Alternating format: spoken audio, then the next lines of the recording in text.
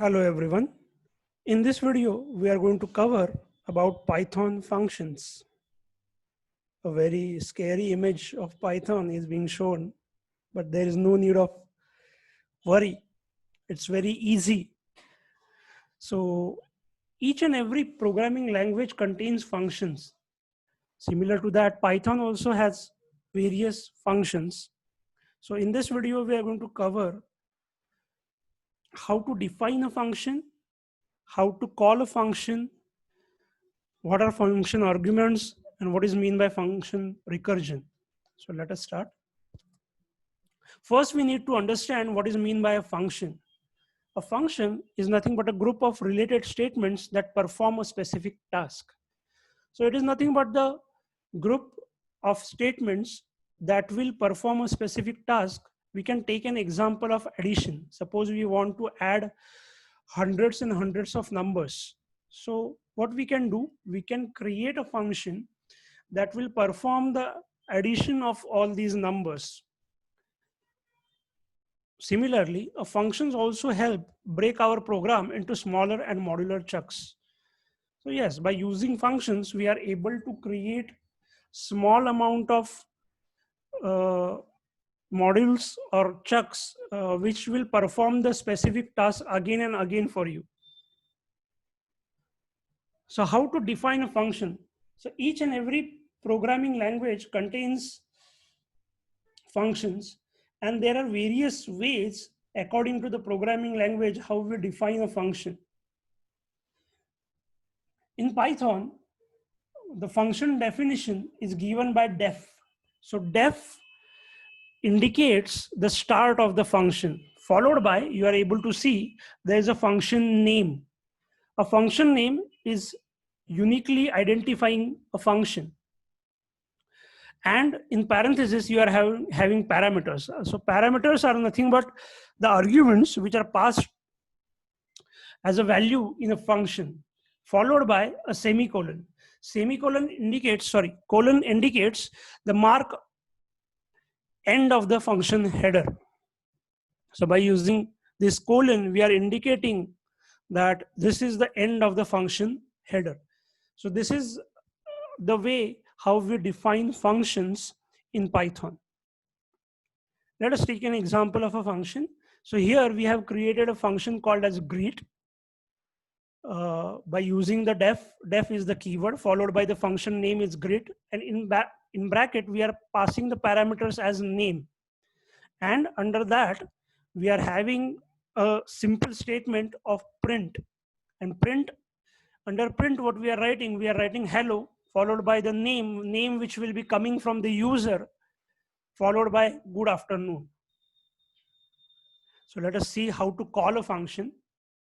So how to call a function? Once we have defined a function, we can call it from another function or a program or even the Python prompt.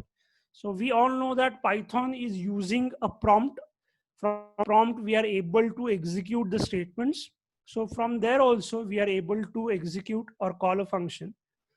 Or we can call a function from another function or a program. So to call a function, we simply type the function name with appropriate parameters. So you are knowing the function definition. So function name is greet, followed by the parameter should be name. So here you are able to see that we are calling the function greet. In bracket, we are passing the parameter as everyone. So automatically this function will be executed and it will print as hello, followed by everyone and good afternoon. So you should be able to remember that we were printing hello followed by name and followed by the good afternoon. So yes, here for the name we are passing as everyone. Let us take another example. Here again we have created a function called as my function. Here we are having a multiple statements defined in a function. So here we are taking the variable as x is equal to 10.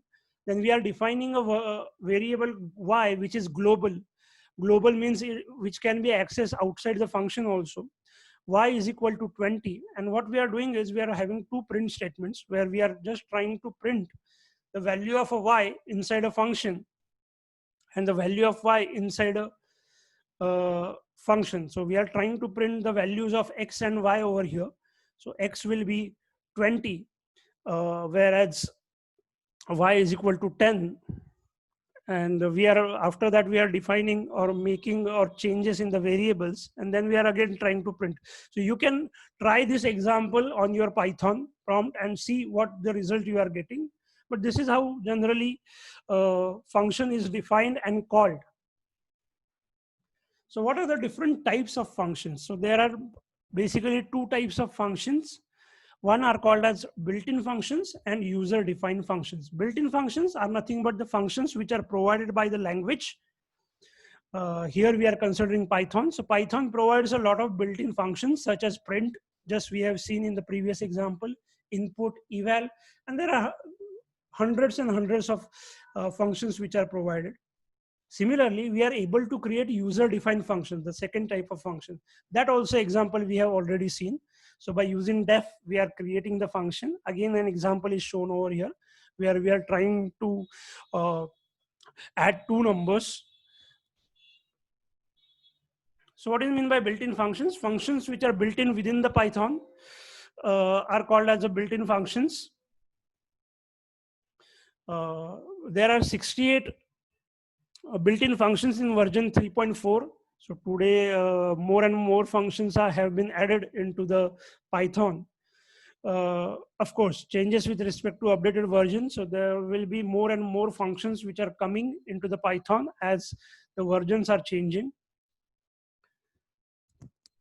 What is mean by function arguments? So there are these many types of function arguments. So there are default arguments, there are variable function arguments, there are arbitrary arguments and keyword arguments. So let us see those in detail. So what is mean by default argument? So default value to function argument is passed using an assignment operator. So default argument are those arguments which are passed by using the assignment operator. So here again, we are able to see the same example. So we have created a function called as greet. In bracket, you are passing the name, and after the name, what you are doing is you are passing one more parameter message, and you are assigning the value to it as good morning. So by using the assignment operator, whatever arguments are being passed are called as default arguments. So here message is nothing but a default argument. But there is one thing that we have to follow, or there is a rule of a Python that non-default arguments cannot follow default argument. So here you are able to see the second example, that again the greet function is defined, and we are writing the message first is equal to good morning and then name. So this kind of a definition is not allowed. So non-default argument cannot follow the default argument. Then comes keyword arguments. So when we call a function with some values, these values get assigned to the arguments according to their position. And these are nothing but called as a keyword arguments. So keyword argument follows positional arguments. So again, here also you are able to see that there are two keyword arguments. So again, greet function is there, and for both the parameters, you are passing the value Bruce and how do you do. Then you are again creating the greet function, and then you are just changing the position of those values. So that can also be done. And here you can directly pass the value. In the third example, you are able to see that you are directly passing the Bruce, the value, and that will be assigned to the name. And here you are providing the parameter as well as the value. And the last one is, yes, this is out of order because keyword argument cannot follow the default argument. Then there are arbitrary arguments. If number of arguments unknown, we use the arbitrary arguments. So if you are not knowing the actual number of arguments, you can pass arbitrary arguments, and these arbitrary arguments are passed by using asterisks. So asterisks before arguments define arbitrary arguments. So here again, we have created a function called as greet, and you are passing the names, and you are writing as asterisks. So arbitrary arguments will be passed, and Here you are creating for name in name, so you are using a for loop and followed by print hello name. So here you can pass as many arguments as possible over here. So here you are passing 4 names. So this print statement will print as the output of this will be hello Monica, then hello Luke, hello Steve, and hello John. So like this, arbitrary arguments can be passed. One more important concept related to function is a recursion function. So like any other programming language in Python, function can call itself. What is mean by recursion? Recursion is nothing but the function calling itself is called as a recursion. So this particular phenomenon is used in each and every programming language, C, C++, C#, Java, everywhere this recursion concept is being used. Same thing is used in Python also. So again, we are taking an example here. We have created a function called as a recur underscore fact. So this is a factorial of a function of a number. So here if x is equal to 1, we know that we have to return 1. Else, if the number is greater than 1, so we are calling the function itself again. So we are just passing return followed by x into recursion of this particular recur fact x minus 1. So like this, in Python also, recursion can be done. That is nothing but a function calling itself. Then comes one more important concept called as an anonymous function. So what is mean by anonymous function? A function without a function name is called as anonymous function. So function is defined using lambda keyword. So here the name which is used or the keyword which is used is called as a lambda. So that's why it is also called as a lambda function.